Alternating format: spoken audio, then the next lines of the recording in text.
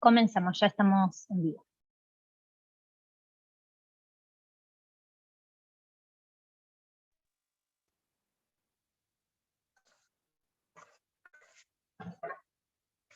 Buenos días. A nombre de la Alianza por la Libertad de Expresión, les doy la bienvenida a este webinar sobre nuestro último estudio, el informe Artículo 13.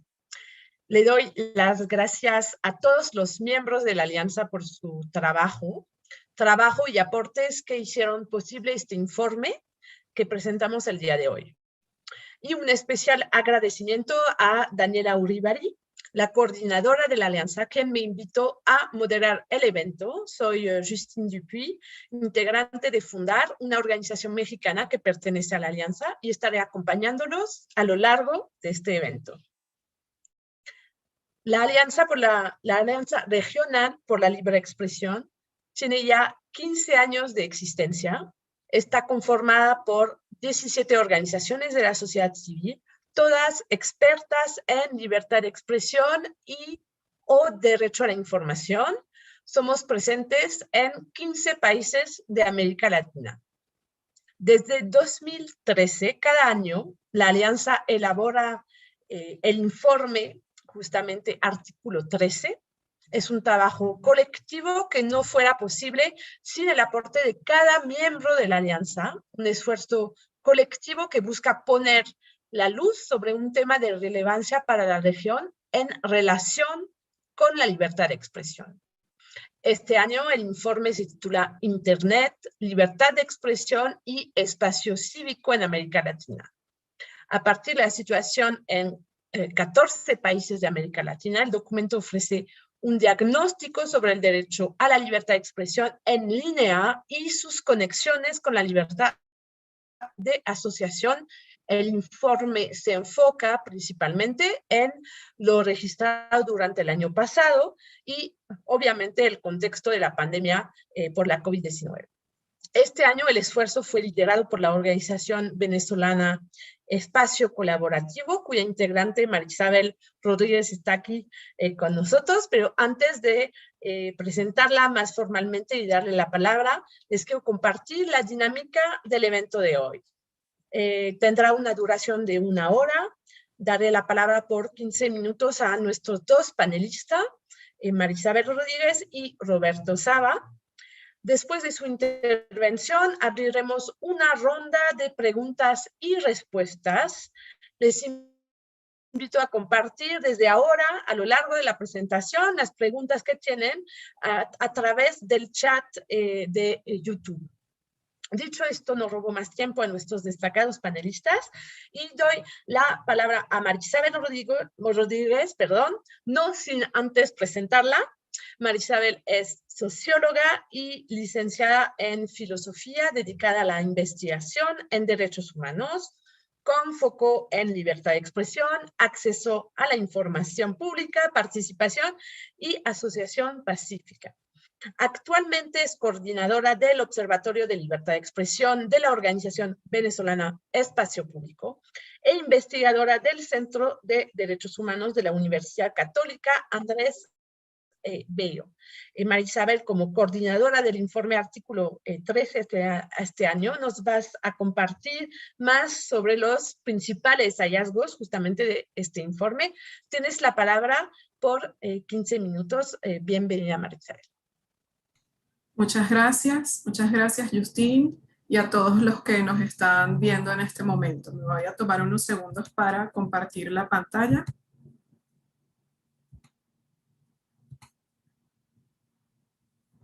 Bueno, efectivamente, como bien lo señalaba Justina en la presentación, vamos a dar cuenta un poco de los principales hallazgos del informe más reciente de Artículo 13, Internet, libertad de expresión y espacio cívico en América Latina.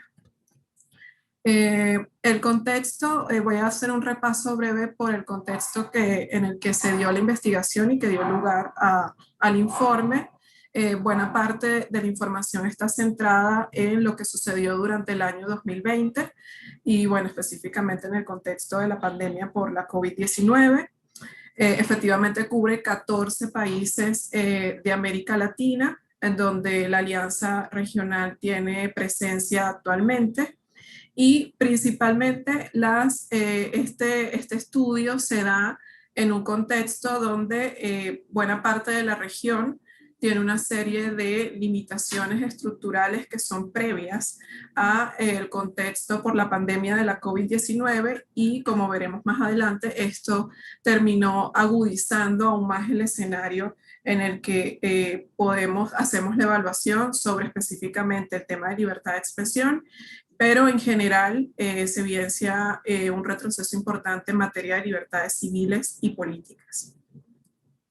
Entre los principales hallazgos que ubicamos a partir de la investigación, existe un refinamiento progresivo de prácticas para restringir el ejercicio de derechos humanos a nivel digital. Entre los más destacados o los más relevantes podemos ubicar, por ejemplo, la invocación de derechos para promover prácticas censoras. Por ejemplo, el uso de los mecanismos del copyright, es decir, invocar el derecho a la propiedad intelectual para promover la eliminación de contenidos a partir de denuncias inconsistentes ante los intermediarios que facilitan estos servicios. También identificamos algunas dinámicas donde se invoca el derecho a la privacidad, al honor o la reputación para también eliminar contenidos, notas informativas o trabajos periodísticos principalmente relacionados con posibles hechos de corrupción vinculados a funcionarios en ejercicio o a exfuncionarios públicos.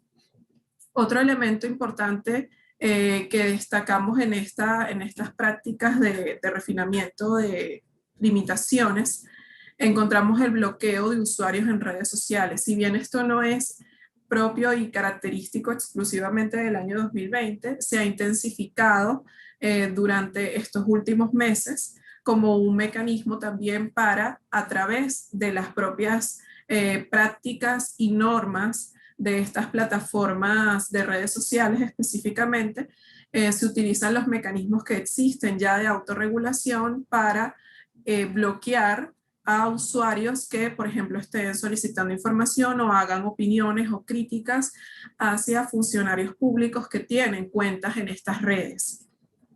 Y otro elemento relevante es que existe una sofisticación de los bloqueos y de los ataques informáticos. Es decir, estamos ante bloqueos, por ejemplo, que en un mismo día o en un mismo episodio podemos ver distintos tipos de bloqueo que se están llevando adelante al mismo tiempo, e incluso ya en algunos países algunos sistemas que se diseñaron para evadir bloqueos, aplicaciones, por ejemplo, ya no están resultando útiles porque todas estas dinámicas a nivel técnico y operativo se han ido actualizándose para que estos impedimentos de la conexión y específicamente a determinadas plataformas web sean mucho más efectivos.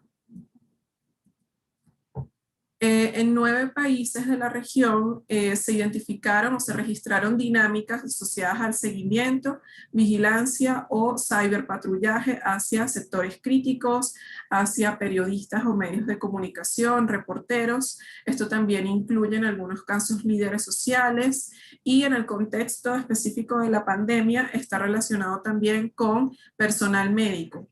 Líderes sindicales del sector médico que realizaban o realizan denuncias sobre la mala gestión asociada a la pandemia de la COVID-19. Estos mecanismos también se identifican otros elementos vinculados a ellos como el hostigamiento, la descalificación pública, específicamente con periodistas y medios de comunicación, y también algunas prácticas de ciberacoso lideradas tanto por funcionarios públicos como por terceros particulares que en algunos casos están relacionados directamente con sectores estatales o sectores gubernamentales. Esto también ha derivado en algunas dinámicas de detención o judicialización. En al menos 4 países se identificaron estos estas prácticas en Brasil, Ecuador, Argentina y Venezuela, donde además de las detenciones arbitrarias se iniciaron procesos judiciales por la difusión de información vinculado en su mayoría a la pandemia por la COVID-19. El bloqueo de seguidores, como les comentaba previamente, es una dinámica y una práctica que se ha ido incrementando con el paso del tiempo, específicamente en este recuento. Al menos Ecuador, El Salvador, Venezuela, Bolivia, Guatemala, Honduras, Paraguay y Brasil identificaron prácticas de este tipo, lo que implica un impedimento al acceso a la información y que se agudiza aún más en el contexto de la emergencia sanitaria, porque muchos de los países de la región suspendieron, ya sea parcial o por un tiempo prolongado, parcialmente o por un tiempo prolongado, las solicitudes y los procesos de solicitud de información pública.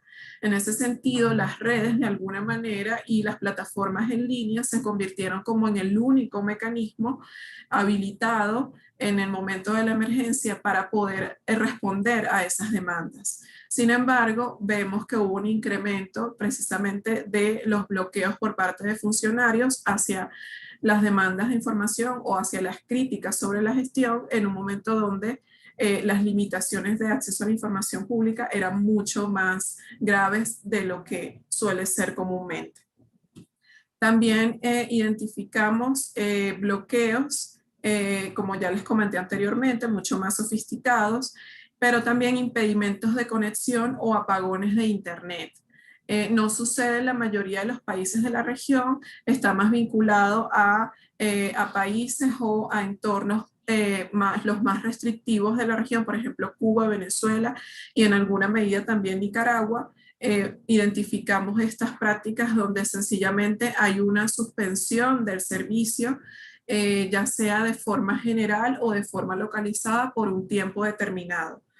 Esto suele estar relacionado con episodios de protestas o demandas, movilizaciones virtuales o presenciales y justo en estos momentos donde es más necesaria la conexión y la comunicación para que las personas que estén desarrollando el ejercicio del derecho a la asociación, por ejemplo, mantengan nexos y puedan coordinar acciones, justo en estos momentos es que se da lugar a los apagones locales o masivos durante el periodo en que duran estas movilizaciones. En relación al desempeño de las empresas intermediarias, buena parte de los países consultados y de las organizaciones consultadas calificaron este desempeño de regular a malo, principalmente porque consideran que no hay medidas lo suficientemente contundentes o fuertes o efectivas, por ejemplo, en materia de ciberacoso en redes sociales. Se identificó también la participación de operadoras del servicio de Internet en el bloqueo de páginas en plataformas web y también se identificó la eliminación de contenido por falsas denuncias de copyright, como les comenté previamente, es la invocación del derecho a la propiedad intelectual para eliminar contenidos, básicamente con información sensible que pueda relacionar a funcionarios con hechos de corrupción o distintos elementos que son de interés público. Entre los mecanismos adicionales que se llevaron adelante para preservar las comunicaciones en el contexto de la pandemia, esto se registró en 9 países y básicamente las prácticas más comunes fueron los pagos diferidos de los servicios de telefonía o de Internet. Se aplicaron dinámicas de cero rating básicamente para plataformas educativas para mantener los mecanismos de comunicación y de educación a distancia, y también se hicieron algunos ajustes bastante limitados, pero se hicieron algunos ajustes de infraestructura. A nivel de legislación restrictiva, identificamos que en la mitad de los países consultados, 7 países aprobaron este tipo de normativas. En la mayoría de los casos, las temáticas estuvieron vinculadas a seguridad nacional, regulación sobre desinformación, delitos de vilipendio y desacato y en menor medida el uso de datos personales. Todo esto se llevó a cabo en regímenes de excepcionalidad, entendiendo que estamos aún en una emergencia sanitaria, y esto tuvo consecuencias directas en los mecanismos de participación de todos los sectores y las partes interesadas en los procesos de discusión pública de estos proyectos que al final se convirtieron en ley. Esto de alguna manera, e independientemente de las temáticas, implica problemas de legitimidad porque no todos los procesos vinculados a este debate público se cubrieron de forma debida y en algunos casos incluso se aceleró el proceso de aprobación de las leyes para evitar en algunos casos esta discusión de amplio alcance y llevar adelante la sanción definitiva de estas legislaciones. En 12 países de la región logramos identificar prácticas de persecución o intimidación hacia dinámicas de protesta presencial o virtual. Esto quiere decir que a pesar de las restricciones asociadas a la pandemia, hubo una importante carga de movilización, de protesta social, tanto desde el punto de vista presencial como digital, pero en la mayoría, el 85% de los países consultados, esto derivó en este tipo de prácticas vinculadas principalmente a vigilancia, acoso en línea, ciberpatrullaje, ataques a cuentas en redes y en menor medida la intervención de las comunicaciones, el uso del reconocimiento facial y represión física directa. Entre las consideraciones finales que podemos asomar, consideramos que se sostiene una tendencia a criminalizar la difusión de información y contenidos, específicamente a través del uso de nuevas normativas, la sanción de nuevas normativas y la judicialización de las personas a partir de estas nuevas legislaciones. La pandemia y propiamente el confinamiento derivado de la pandemia fue utilizado precisamente para acelerar estos procesos y la sanción de estas leyes restrictivas. Vemos que se identificaron también, como lo comenté, mecanismos más sofisticados que básicamente buscan dos cosas: diluir en algunos casos la responsabilidad del Estado o del gobierno en, por ejemplo, en dinámicas de ciberacoso o el uso de bots para hostigar a periodistas, a defensores de derechos humanos, alegando que son terceros particulares que están ejerciendo la libertad de opinión, por ejemplo, o esto está vinculado también a el uso de una narrativa de derechos, como lo comentaba previamente. Es decir, que estas personas que acosan a través de redes sociales y que en algunos casos se ha probado la conexión directa con sectores del gobierno o del Estado, están ejerciendo su libertad de opinión al momento de hostigar o descalificar públicamente a medios de comunicación o periodistas, por ejemplo. Y también lo vemos en el uso o la invocación del derecho a la propiedad intelectual para la suspensión de contenidos. También está presente esta narrativa de el uso de los derechos y la invocación de los derechos para contrarrestar otros derechos vinculados a la libertad de expresión y opinión.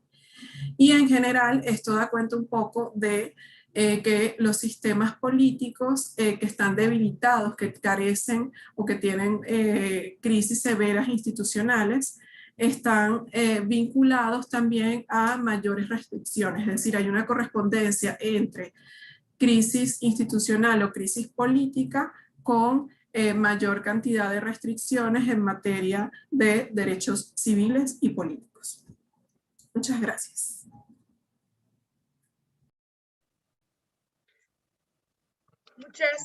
Muchas gracias, Marisabel, por la presentación de estos hallazgos del informe.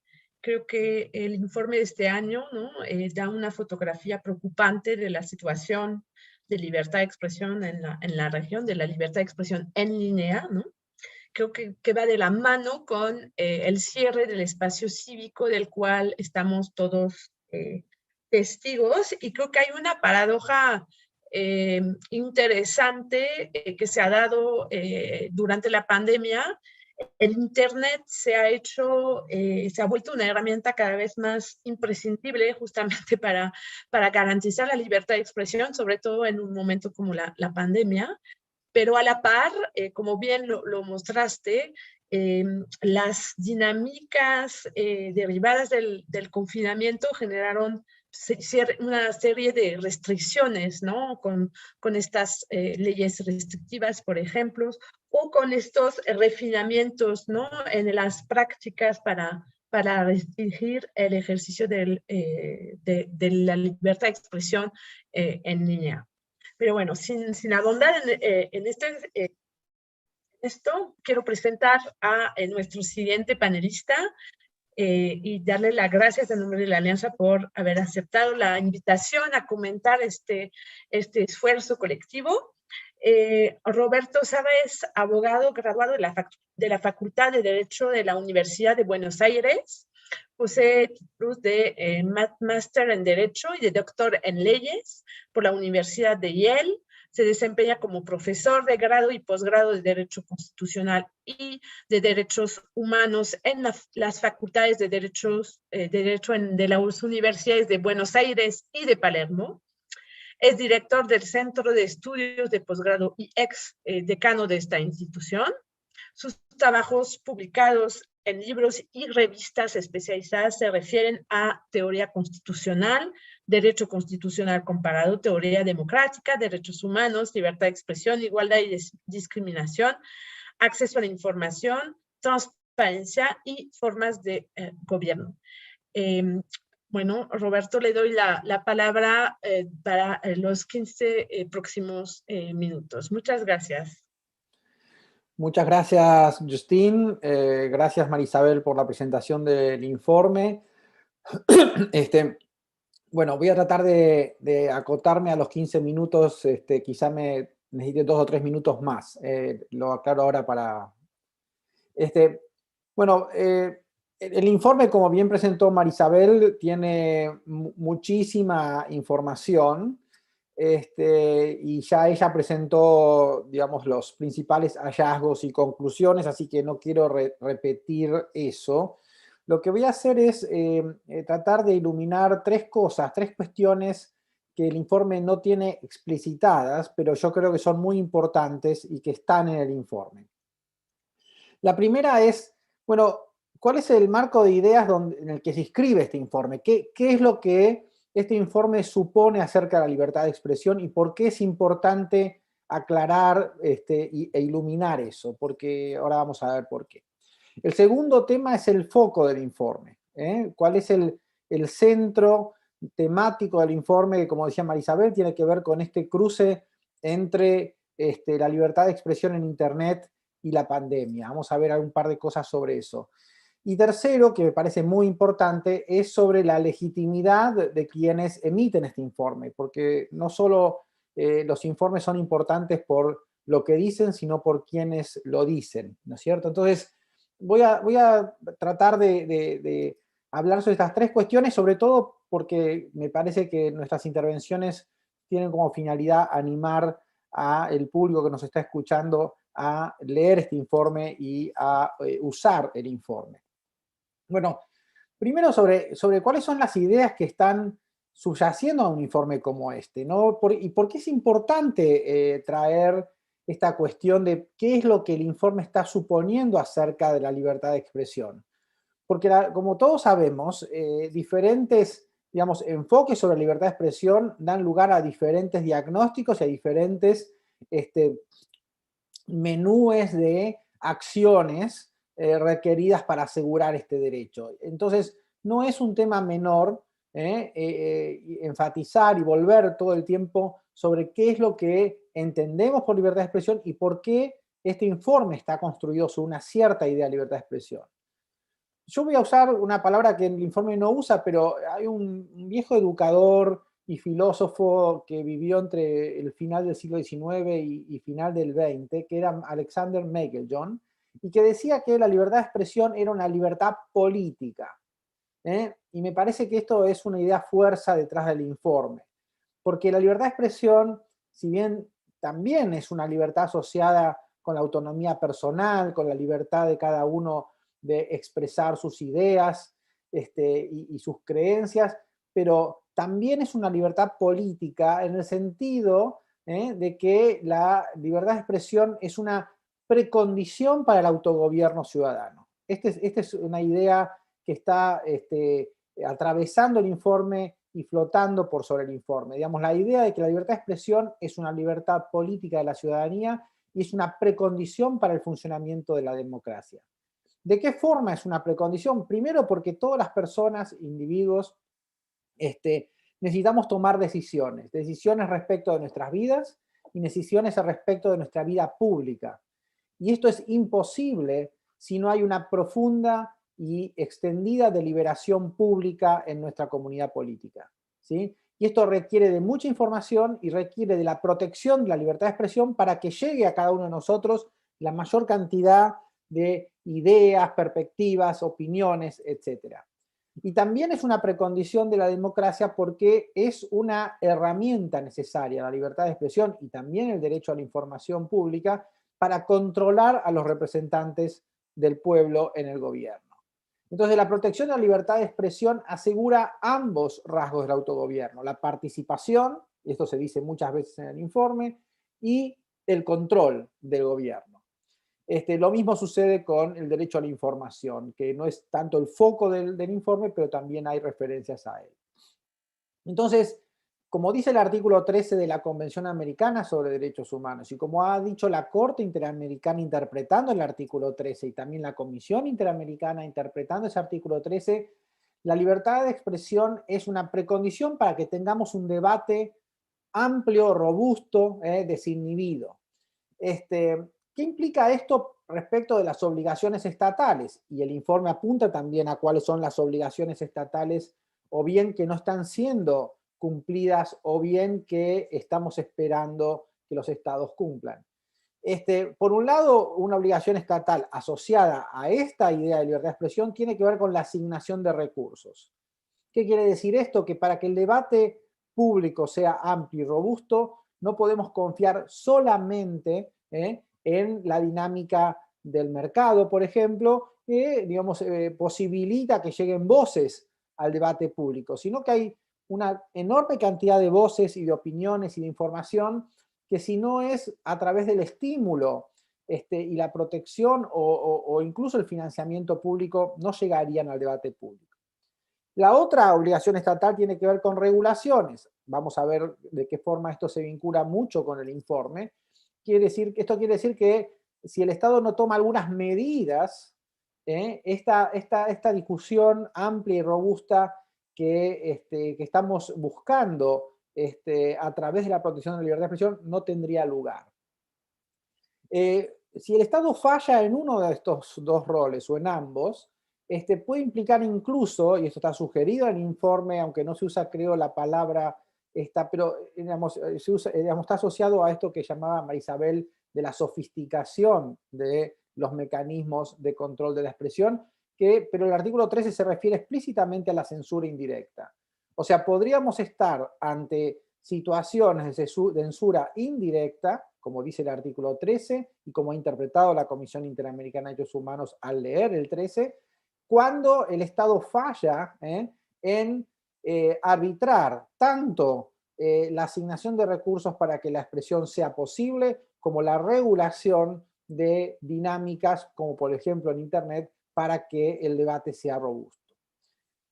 Paso al segundo punto, la cuestión del foco del informe. Entonces, hasta aquí, ¿por qué estamos pensando cuando producimos un informe como este, en particular este informe? Estamos pensando en esa libertad de expresión como precondición de una democracia robusta, participativa, y de un autogobierno completo.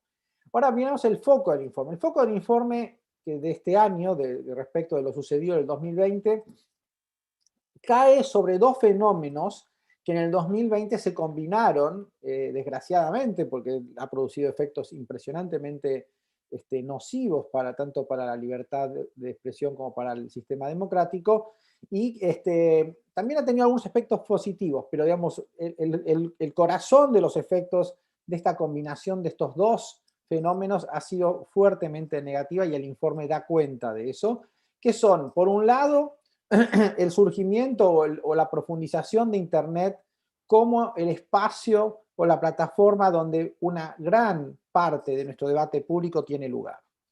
Y el segundo fenómeno es la pandemia.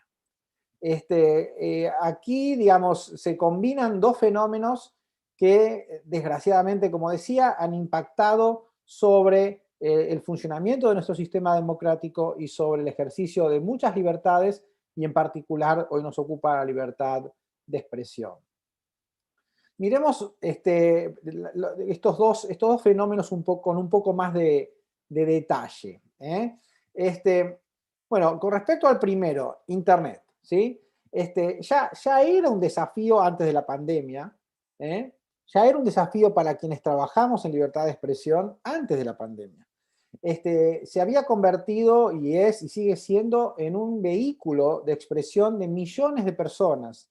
Y el funcionamiento de las plataformas fue al mismo tiempo, y es al mismo tiempo, una oportunidad, pero también implica una serie de riesgos para el ejercicio de la libertad de expresión, especialmente en el marco de la pandemia.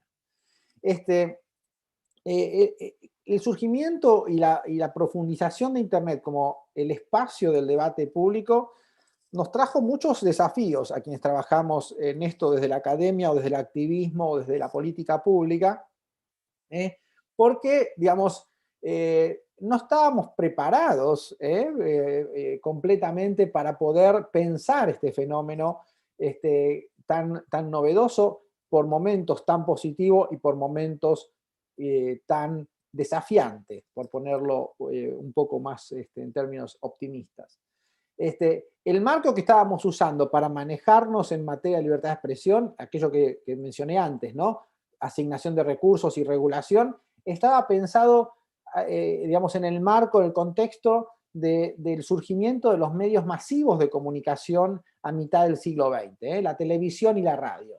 Entonces, ¿cuáles eran las preocupaciones que teníamos a mediados del siglo XX? Bueno, que iba a haber pocos, pero muy grandes medios de comunicación que iban a ser controlados por pocos actores, que iban a convertirse en gatekeepers o en los cuidadores de la entrada, digamos, al debate público. Y por otro lado, las reglas del mercado, digamos, aquí remito a ese precioso libro de Owen Fisk sobre la ironía de la libertad de expresión, ¿no es cierto? Cuando dice que, bueno, si lo único que va a hacer, digamos, regular la actividad de los medios de comunicación masivos va a ser el mercado, bueno, el mercado se rige por dos reglas muy básicas, digamos, reducir costos y aumentar beneficios. Y entonces, cuando hacemos eso desde un medio de comunicación, muy probablemente, Owen Fisk escribe esto hace muchos años y dice, probablemente la televisión solo va a tener el show de Lucy, o los Tres Chiflados, o programas de televisión muy baratos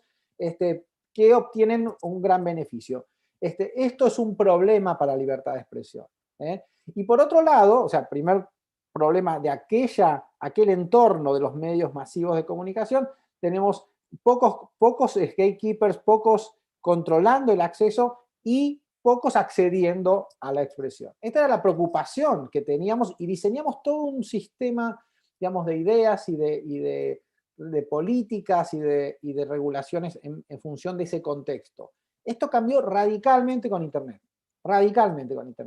porque ahora ya no somos pocos los que accedemos a la libertad de expresión, los que logramos publicar en los grandes medios masivos o los que logramos llegar a la televisión, sino que todos podemos expresarnos, ¿sí? Pero también trajo aparejado algunos problemas, como por ejemplo, todos podemos expresarnos, pero de una manera muy particular. Y acá remito a algunos trabajos del profesor Sunstein, ¿no? Sobre la importancia o los riesgos de los filtros.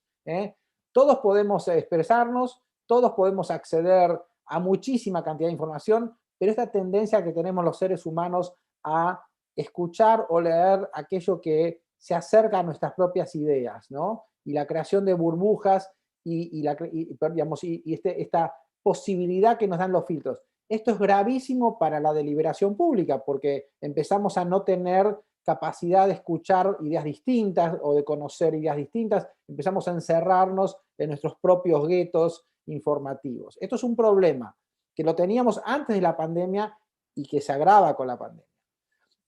Por otro lado, también el tema de los gatekeepers, ¿no? Porque también al principio del surgimiento de Internet pensamos que esto iba a ser un gran ágora democrática, pero hoy las plataformas de diferente tipo, redes sociales, buscadores, empiezan a tener un poder muy grande en, de alguna manera, filtrar el acceso o por lo menos privilegiar algunas voces respecto de otras. Entonces, estos son los problemas que nos presentaba Internet antes de la pandemia. Imagínense cómo esto explota y se agrava en el contexto pandémico. Entonces, respecto del segundo fenómeno, ¿no? Hablamos de Internet, la pandemia.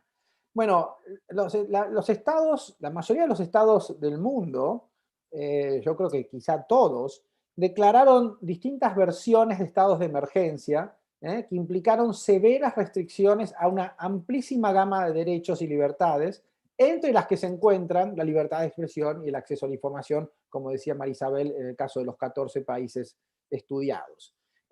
No estamos diciendo que esto está mal a priori, o sea, la pandemia exige medidas de emergencia, sin duda.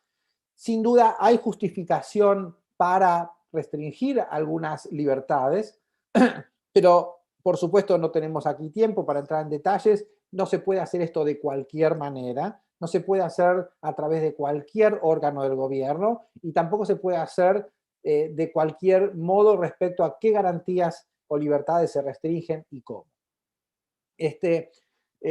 Lo que atañe a nuestro tema de libertad de expresión, que es lo que está en el informe, estos límites severos, desprendidos, digamos, de estos estados de emergencia, en muchos casos justificados, insisto, la declaración de la emergencia, pero no el tipo de límite, límites severos a la libertad, por ejemplo, de protestar en espacios públicos. Está claro que esto es digamos, es evidente que si la política pública de combate a la pandemia tiene que ver con que nos quedemos en nuestras casas, esto ha afectado severamente la libertad de expresión en el marco de la protesta social. Ahora, esto no quiere decir que en algunos momentos esto no estuviera justificado. El tema es que esto hace que Internet, y acá cruzamos los dos fenómenos, se vuelve un espacio, una plataforma cada vez más necesaria para poder ejercer nuestros derechos frente a una situación pandémica que requiere, en algunos casos justificadamente, en otros no, pero en algunos casos justificadamente, de restricciones a la protesta social en las calles. El límite a la libertad de expresión por medio de las redes, digamos, tiene muchas facetas. Esto se ve bien en el informe al recorrer los diferentes países, pero básicamente podríamos señalar las restricciones a la circulación de información supuestamente falsa, o sea, de qué modo los estados o las mismas plataformas han arbitrado mecanismos que han bloqueado la libertad de expresión o la expresión de ideas que supuestamente transmiten falsedades, y las críticas al gobierno por sus decisiones en el marco de la pandemia. Estos han sido dos fenómenos muy particulares de injerencia en la libertad de expresión en Internet, que son preocupantes y que se ven en algunos países del informe. Nunca antes en el mundo se habían restringido al mismo tiempo tantas libertades con motivo de una emergencia. Esto no pasó nunca. Esto es algo catastrófico. Estas restricciones nos tomaron por sorpresa cuando aún no teníamos resuelto el modo en que los estados debían actuar para asegurar la libertad de expresión en Internet. O sea, el otro fenómeno que teníamos de Internet, libertad de expresión, complejo y no resuelto para nada, se profundiza, digamos, en el marco de la pandemia. Algunas reflexiones finales para ir redondeando. Antes hablé de qué modo los estados pueden asegurar el derecho a la libertad de expresión, tanto, para ser un poco esquemático, desde el punto de vista de la asignación de recursos y desde el punto de vista regulatorio. Respecto de la obligación positiva del Estado en materia de asignación de recursos, ha fallado en muchos países por acción u omisión en generar el acceso al que necesitamos, digamos, llegar para poder expresarnos en Internet. Esto tiene que ver con la dificultad, por ejemplo, de acceder a Internet en diferentes sectores, regiones, grupos.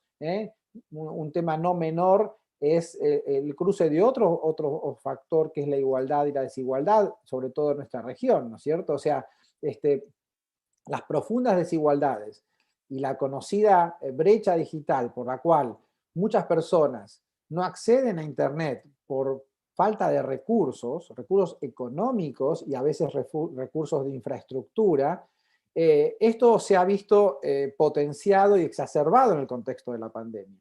O sea, pensemos en un contexto en el cual no podemos salir a la calle a protestar, en un contexto en el cual las personas no pueden ejercer su derecho a la libertad de expresión de otra manera que no sea a través de Internet, la dificultad en el acceso a Internet, ya sea porque es caro o ya sea porque no tenemos la infraestructura necesaria para poder acceder, ha potenciado las dificultades para ejercer el derecho a libertad de expresión en el contexto pandémico.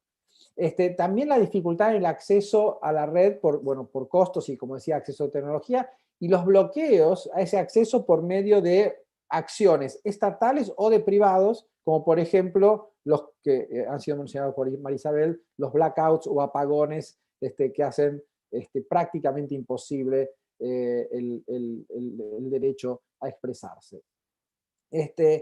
Las fuertes injerencias de los estados sobre las plataformas, convertidas como nunca antes, casi en el único vehículo capaz de facilitarnos el ejercicio de libertad de expresión y el acceso a la información.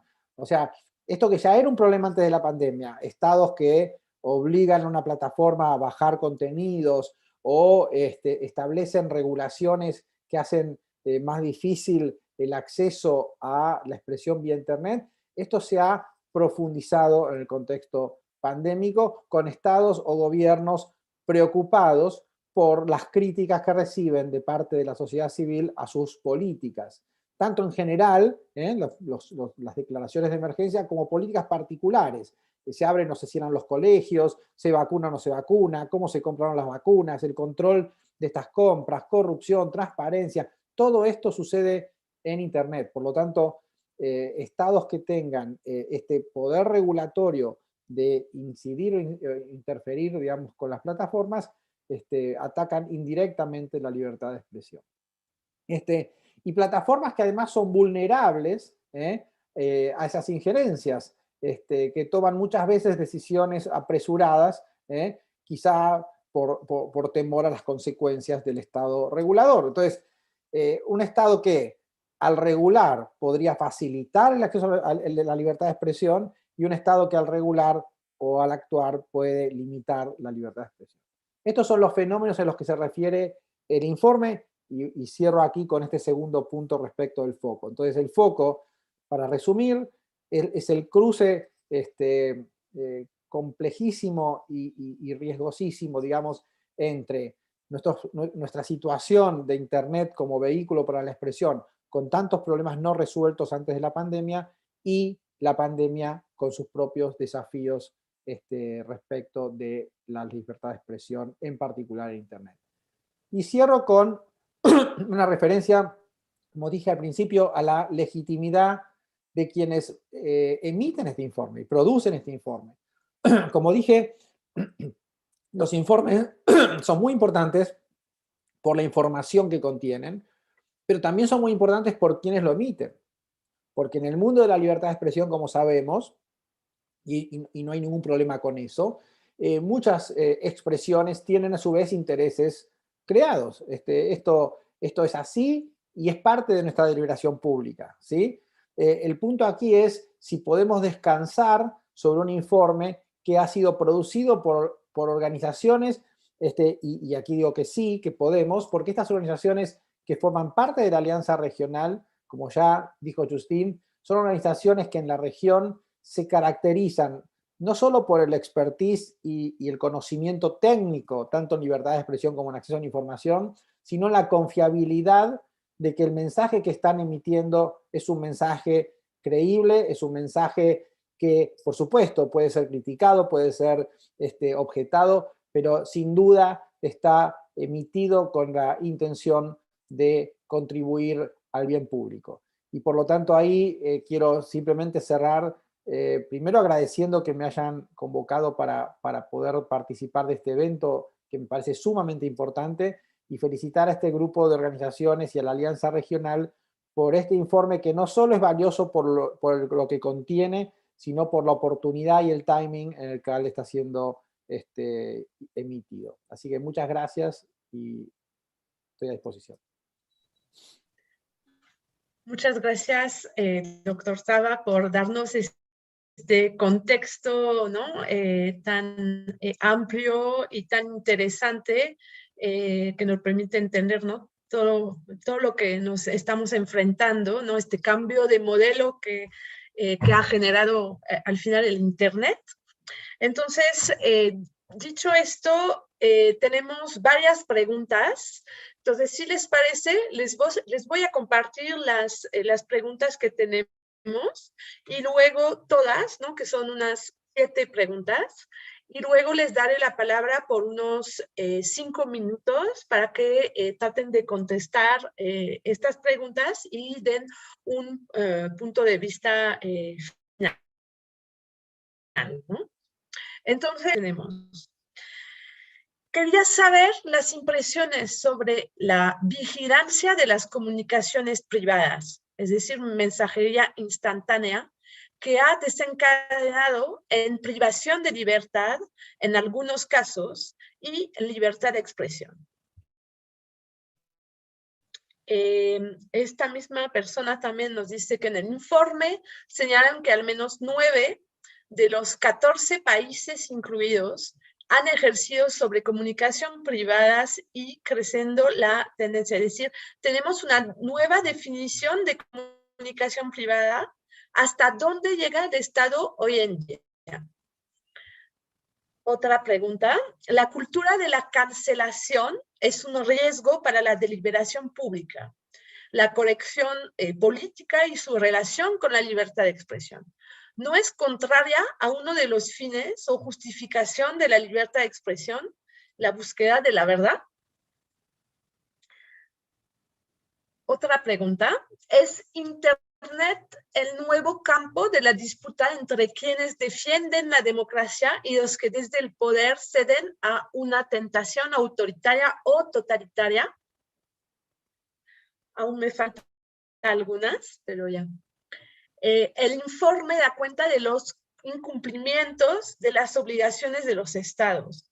¿Podrían aportar detalles de las respuestas que hubo desde el espacio cívico para enfrentar estas restricciones?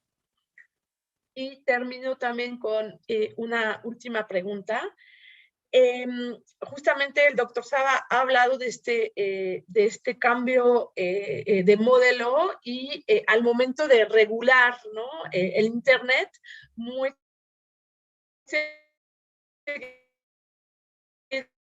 pensamos con este modelo reglas que ya no sirven. Entonces, ¿cuáles serían algunos principios a considerar para las regulaciones hoy en día? De minutos a Marisabel y luego a doctor Saba. Marisabel. Gracias, Justine. Bueno, voy a empezar, voy a redondear un poco porque todas están relacionadas. Si Internet es el nuevo campo de disputa, bueno, creo que sí, incluso antes de la pandemia ya se constituía como el campo por excelencia por distintos motivos, sea por la merma en muchos casos de medios tradicionales que por distintas razones fueron mutando a el esquema digital, en otros países porque hubo restricciones asociadas al ecosistema de medios tradicionales que de alguna manera empujaron a que fuesen las redes y las plataformas digitales los espacios de comunicación abierta. Pero sí, efectivamente Internet se ha constituido en los últimos años como ese nuevo lugar donde se puede conversar y se puede discutir libremente. Entonces, eso implica una serie de nuevos desafíos para los estados o los gobiernos o sectores que buscan restringir y a quienes les afectan este ejercicio de libertades en línea. Allí es donde precisamente vemos el incremento de todas estas prácticas, lo que comentábamos de la sofisticación de estas prácticas, porque no es lo mismo hacer o ejercer restricciones en un ecosistema tradicional, vertical, donde hay un control del espectro radioeléctrico, por ejemplo, o puede ejercerse un control a través de mecanismos o instituciones que regulen los medios tradicionales desde el punto de vista legal, sino que, bueno, las dimensiones y las características de Internet, la horizontalidad y la descentralización de Internet implica un desafío también importante para los victimarios, pues cómo atajar, cómo diseñar dinámicas que sean lo suficientemente efectivas y de mayor alcance para restringir y delimitar también qué sectores específicos son los que buscan limitar o los que buscan afectar en el ejercicio de sus derechos. Y allí entra el tema de el aumento de la vigilancia, una vigilancia que ya existía, por supuesto, en el plano presencial, en el plano físico, pero se adapta y debe reinventarse a nivel de esquemas digitales, donde ya no solo aborda redes sociales en sentido estricto, hablando de plataformas como Facebook, Twitter o incluso Instagram, ya no hablamos solo de redes sociales, sino que estamos empezando a ver situaciones donde se está vigilando o se están estableciendo restricciones ya en el ámbito de lo que es comunicación privada en sentido estricto. En el peor de los casos vemos situaciones, por ejemplo, a nivel de WhatsApp, donde se establecen restricciones, se detienen personas, por ejemplo, por publicaciones de estados en estas redes. Aplicaciones de mensajería instantánea, porque hay una diferencia con relación al resto de las plataformas. Entonces, sí existe un esquema novedoso y que cada vez está perfilándose con mayor detenimiento en estos esquemas de vigilancia, apuntar a la telefonía celular y tener mayor control, lo que significa un desafío importante para los estados, porque no es fácil establecer e incluso adquirir mecanismos que puedan incidir o limitar o afectar la privacidad de las personas, ¿no? Aquí hay como una especie de lucha constante entre desarrollar mejores dinámicas de seguridad digital y los estados tratan de seguirle seguirle la carrera a estos mecanismos de autogestión que muchas veces las organizaciones y los distintos sectores de la sociedad civil buscan hacer frente a estos esquemas de vigilancia y de persecución en línea. Entonces hay como una especie de lucha allí que se mantiene, ¿no? En relación a la política o las dinámicas de cancelación, esto efectivamente puede incidir en la inhibición de determinados sectores sobre dar su opinión si resultan quizás radicales o no coinciden con la opinión general o lo que se denomina es lo políticamente correcto dentro de un sector o de una localidad o de un país o de una región. Es contrario esto a la búsqueda de la verdad, podría considerarse que sí, ya que la cancelación termina siendo una especie de mecanismo de restricción desde el punto de vista de lo que debe ser y de lo que no debe ser. Es decir, se establecen mecanismos por vía social de lo que se debe pensar sobre determinado tema y termina generando estos mecanismos de autocensura que al final del día disminuyen la riqueza del debate, porque precisamente la idea es generar discusiones que pueden ser y que a veces necesariamente deben ser polémicas, porque si precisamente desde el derecho internacional se protege el discurso público que resulte polémico hacia funcionarios, bueno, eso tiene una razón de ser, es que el debate sea lo más amplio posible. Entonces, ¿por qué no lo va a hacer desde el punto de vista de los demás sectores sociales? Es decir, que haya posibilidad de debatir temas polémicos, siempre, por supuesto, desde lógicas del respeto, de lo debidamente correcto desde el punto de vista de la convivencia social, pero es necesario tener discusiones lo más abiertas posibles para que haya efectivamente un debate contundente y efectivo y sano socialmente hablando. Gracias, María Isabel. Leo una última pregunta que llegó ahorita y le paso la palabra al doctor Taba. Ante la sofisticación de los mecanismos de restricción, ¿qué opciones tenemos los ciudadanos que vivimos en países que limitan tanto nuestros derechos? Entonces, le doy la palabra a Roberto Sara por los 5 últimos minutos. Muchas gracias, Justin. Bueno, muy interesantes las preguntas y imposible abarcarlas en 5 minutos. Voy a hacer un ping-pong pequeño con al menos 3 de los temas que se mencionan en las preguntas. El primero, sobre la cuestión de la afectación de la privacidad y, como decía Marisabel, la cuestión de las conversaciones privadas. Esto es un problema sumamente delicado y grave en el contexto pandémico. O sea, la pandemia, igual que lo que ya hemos experimentado en el pasado con las situaciones de actos terroristas o afectaciones de la seguridad pública y la reacción estatal en casi todos los gobiernos de aumento de la vigilancia. Bueno, la pandemia ha tenido otro impacto, otro escalón más en este proceso de invasión de la privacidad y de afectación de las comunicaciones y de la vida privada. Esto está siendo muy estudiado y todos nosotros sabemos de que las políticas, digamos, si la pandemia tenía como causa la interacción de los cuerpos, digamos, de las personas, y entonces la forma de parar la pandemia era intervenir en esas interacciones, bueno, el seguimiento de los teléfonos, la geolocalización, las cuestiones vinculadas a estas aplicaciones que algunos gobiernos han diseñado para detectar contactos estrechos de personas infectadas.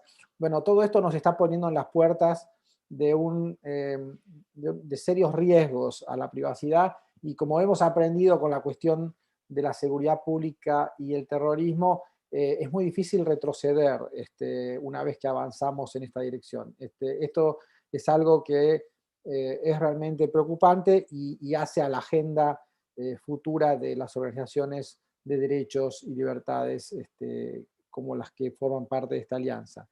La segunda cuestión, la de la cancelación. Bueno, acá un tema enorme, difícil. Yo haría una distinción. Comparto con Marisabel el llamado de atención, digamos, a cómo una cierta aproximación a esto que se ha llamado la cultura de la cancelación, digamos, debilita la robustez del debate público.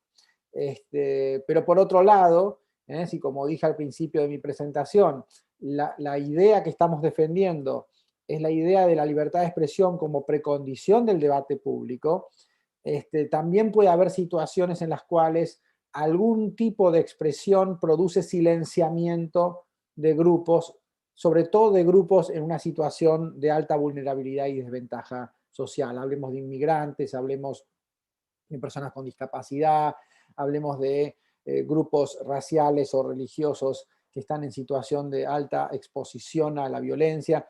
Entonces, yo creo que aquí el trabajo que tenemos que hacer es tratar de pulir y de desarmar un poco esta noción de discurso de odio, y en mi posición personal, yo creo que en la medida en que ese discurso apunte al silenciamiento de grupos, es contrario a la libertad de expresión, porque la libertad de expresión es una precondición de un debate robusto. Por lo tanto, ese es el único espacio en el cual yo creo que podemos, desde los estados, regular esa expresión por su contenido. Ahora, criticar a un gobierno, esto no tiene nada que ver con el discurso de odio, esto no tiene nada que ver con, digamos, los funcionarios, esto ya lo sabemos, los funcionarios públicos están incluso, gozan de una protección disminuida, digamos, de su privacidad por el lugar que ocupan justamente en el gobierno. Entonces, yo haría distinciones